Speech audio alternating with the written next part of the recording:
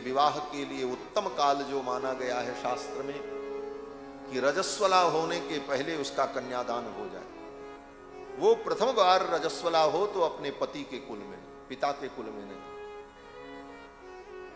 ये धर्म है। और जो कन्या अपने पिता के कुल में रजस्वला होती है, लिखा तो बहुत कुछ है, मैं क्या कहूं, नहीं कहूंगा। महान दोष माना है इसको शास्त्र ने। रजस्वला होने के पहले कन्या का दान हो जाना चाहिए। किसी कारण से श्रृंगी महाराज रोमपाद अपनी बेटी शांता का दान नहीं कर पाए और उनकी बेटी उन्हीं के कुल में रजस्वला हुई।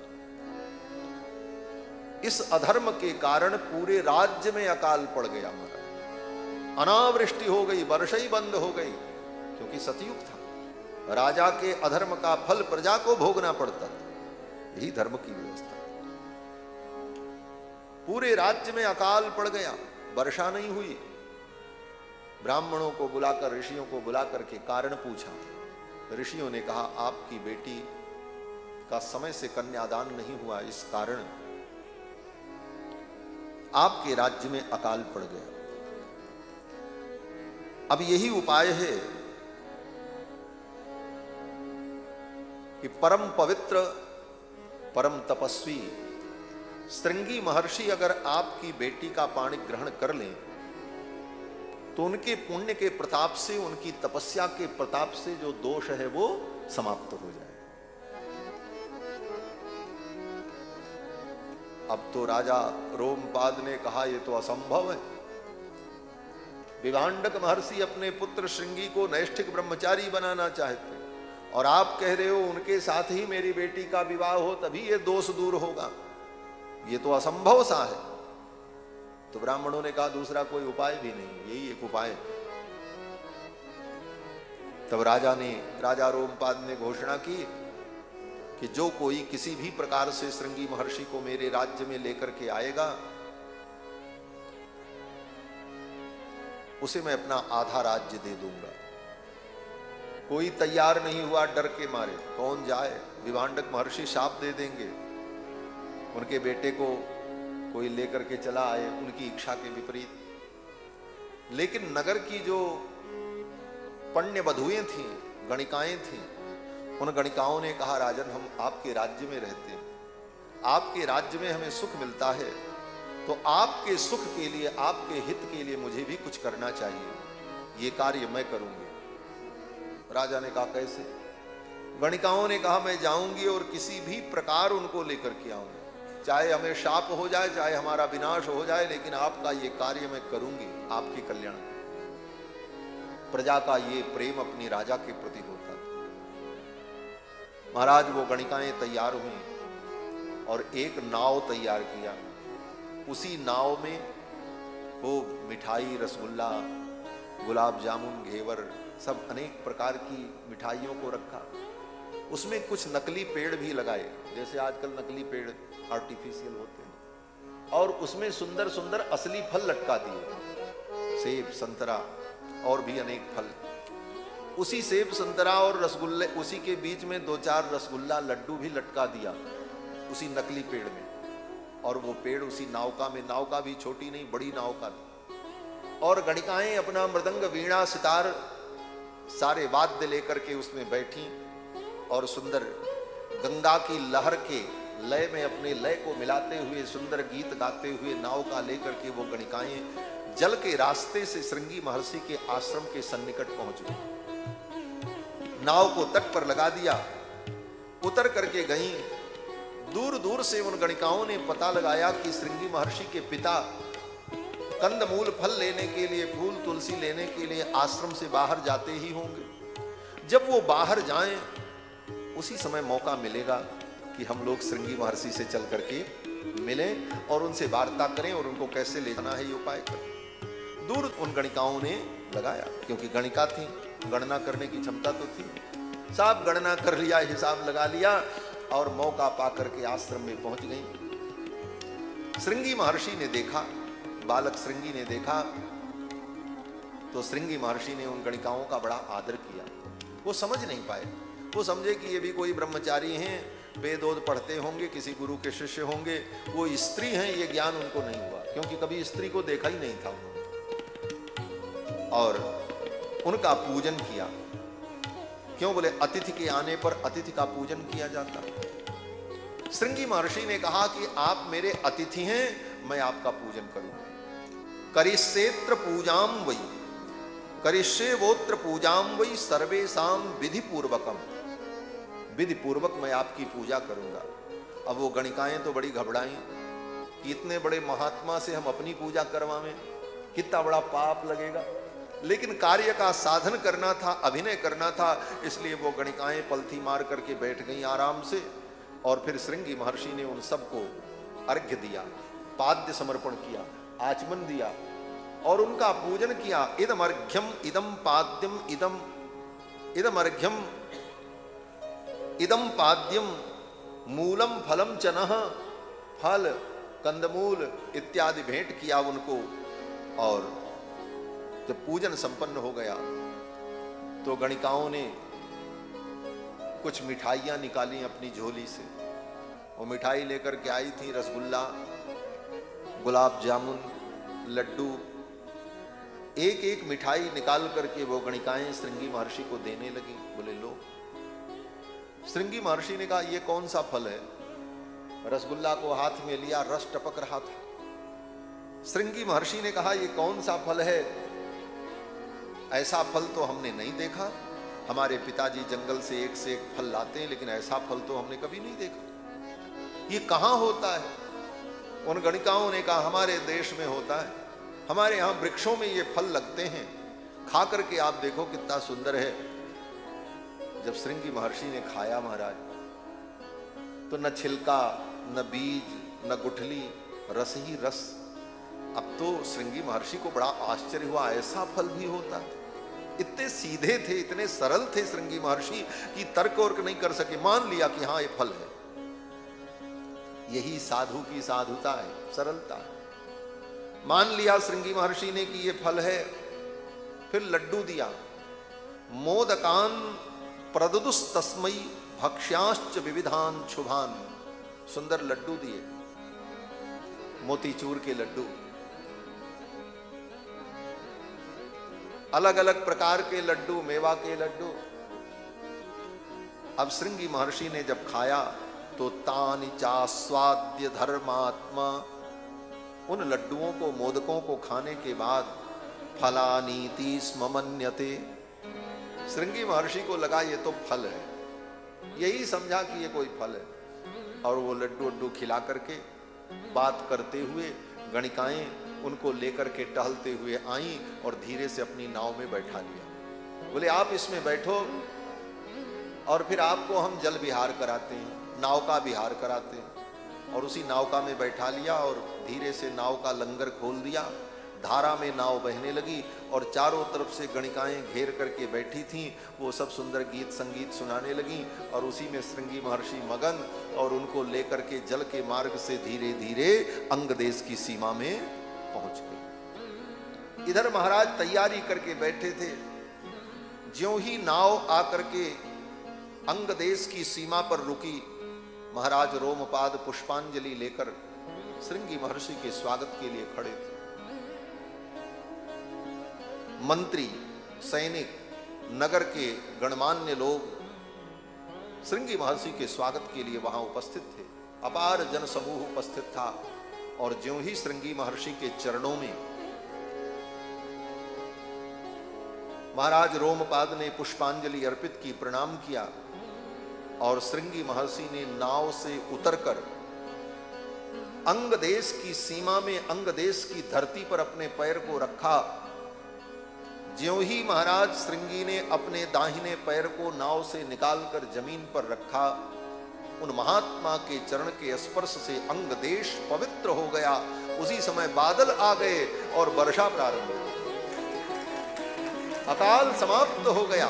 लोगों के पाप ताप संताप दूर हो। ये कथा श्री रामचरितमानस के उस चौपाई के संपूर्ण अर्थ को व्यक्त करती है। संत दरस जिमि पातक डरई। संत के दर्शन से पाप नष्ट हो गया, आगमन मात्र से अंग देश परम पवित्र हो गया। जबकि अंग देश में इतना भयंकर अकाल था। ये कथा सुमंत्र जी ने दशरथ जी को सुनाई और कहा कि फिर तो महाराज रोमपाद ने अपनी बेटी शांता का दान किया और शांता जी का विवाह हो गया श्रृंगी महर्षि के साथ। उधर इनके पिता विभांडक महर्षि को जब पता चला कि मेरे बेटे का अपहरण हो गया, गणिकाओं ने अपहरण कर लिया और ले जाकर के विवाह कर दिया, अब तो विभांडक महर्षि को बड़ा क्रोध आया। मैंने संकल्प किया था अपने बेटे को नैष्ठिक ब्रह्मचारी बनाऊंगा, चल पड़े, राजा को शाप दे देंगे, राजा के राज्य को नष्ट कर देंगे। अब विभांडक महर्षि क्रोध में जब आने लगे तो ब्राह्मणों ने और मंत्रियों ने राजा को सलाह दी कि एक काम करो, बेटी को और दामाद को दोनों को तैयार करके श्रृंगार करके बैठा दो। जब विभांडक महर्षि आवे तो उनके चरणों में प्रणाम कराना, बेटी और दामाद दोनों प्रणाम करेंगे, विभांडक महर्षि का क्रोध शांत हो जाए। विभांडक महर्षि जब आए तो देखा श्रृंगी उनके पुत्र जो जंगल में बलकल वस्त्र और मृगचर्म पहनते थे, शरीर पर कभी साबुन तेल नहीं लगा था, बाल जटा बन गई थी, नख बड़े बड़े थे। आज अपने पुत्र को जब देखा विभांडक महर्षि ने, सुंदर पीतांबर पहने हुए, सिल्क के वस्त्र धारण किए हुए, गले में मोतियों की माला, हीरे की माला, कानों में सुंदर कुंडल, शरीर में उबटन लगा करके, अंगराग लगा करके उनके शरीर के सौंदर्य का संवर्धन हुआ था। केश जो है सुंदर चमकते हुए और मस्तक पर सुंदर तिलक, सुगंधित द्रव्य से सुवासित अपने पुत्र को इस रूप में देखा, दूल्हा वेश में, और बगल में बैठी हुई लक्ष्मी के समान वधू को देखा। इस झांकी को देखते ही विभांडक महर्षि का क्रोध शांत हो। विभांडक महर्षि ने सोचा अब क्या शाप दे, राम जी की यही इच्छा थी, जो कि राम जी जो चाहते हैं वही होता। चलो भगवान की अगर यही इच्छा थी तो ठीक है, अब तो शाप देना उचित नहीं है, अब तो इनको आशीर्वाद देना चाहिए। अपने बेटे को और बहू को आशीर्वाद दिया और वर वधू को आशीर्वाद देकर के विभांडक महर्षि तपस्या करने लगे। अब श्रृंगी महर्षि अपनी पत्नी शांता के साथ अंग देश में रहते थे।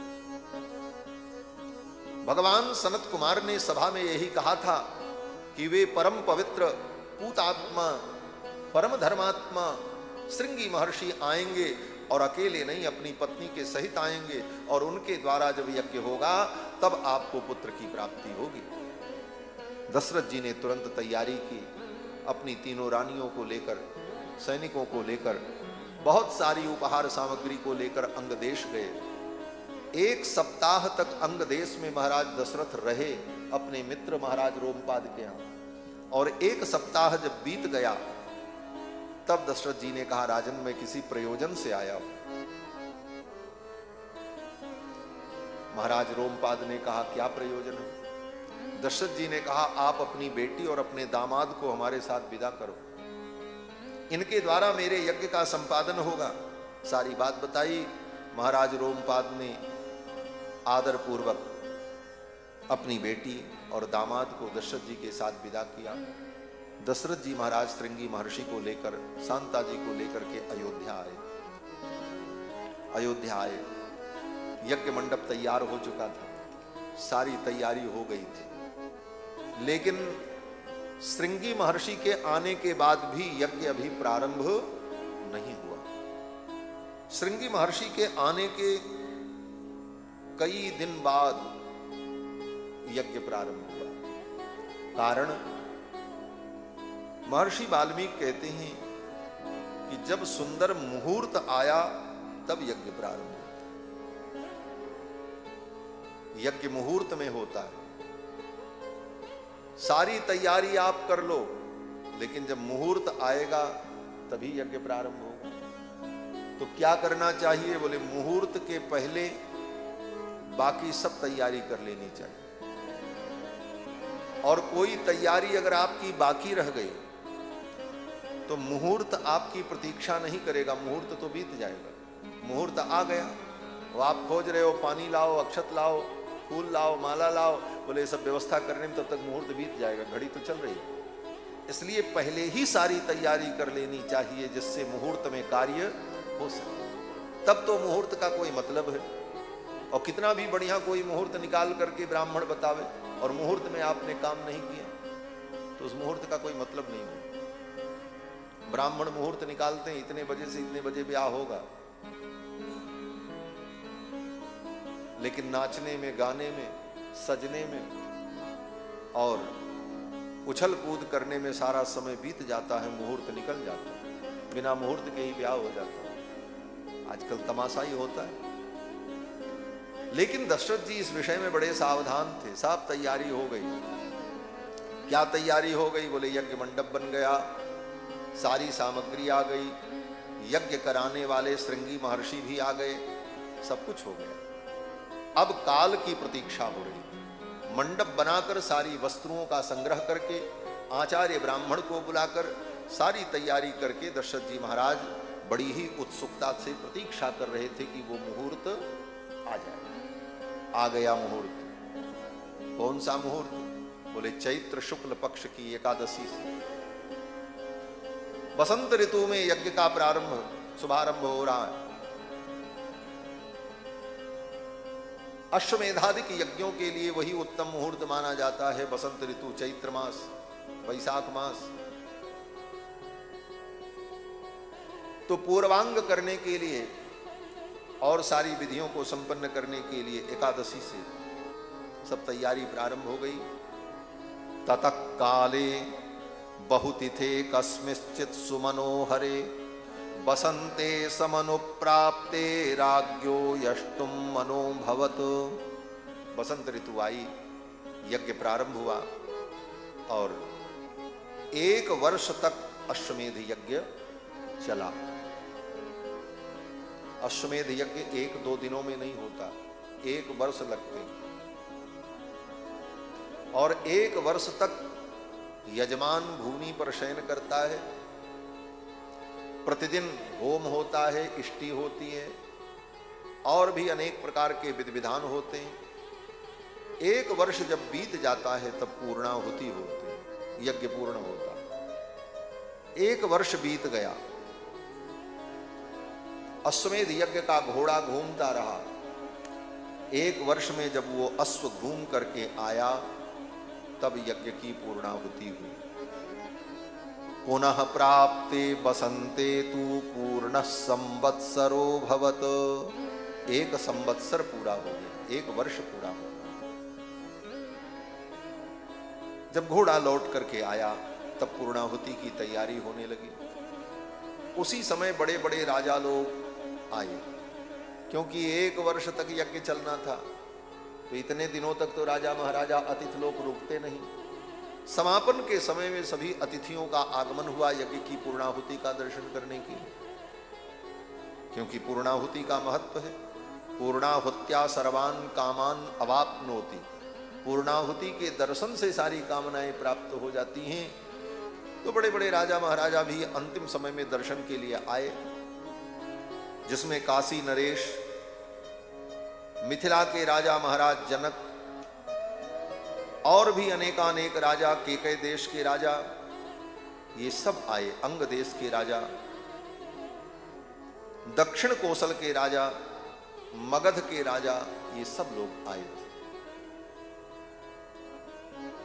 और महाराज दशरथ ने अपने मंत्रियों से कहा, देखो यज्ञ हो रहा है, कहीं किसी के साथ दुर्व्यवहार न हो। ये सब कथा में ही नहीं है, ये सब व्यवहार की बातें हैं। आपके घर में कोई उत्सव हो, कोई यज्ञ हो, कथा हो, अनुष्ठान हो, तो यजमान परिवार को सदा सावधान रहना चाहिए, मेरे द्वारा कहीं कोई किसी के प्रति दुर्भाव, दुर्व्यवहार न हो। दशरथ जी ने अपने मंत्रियों से कहा कि जितने लोग आए हैं सबका आदर हो, सबका सम्मान हो।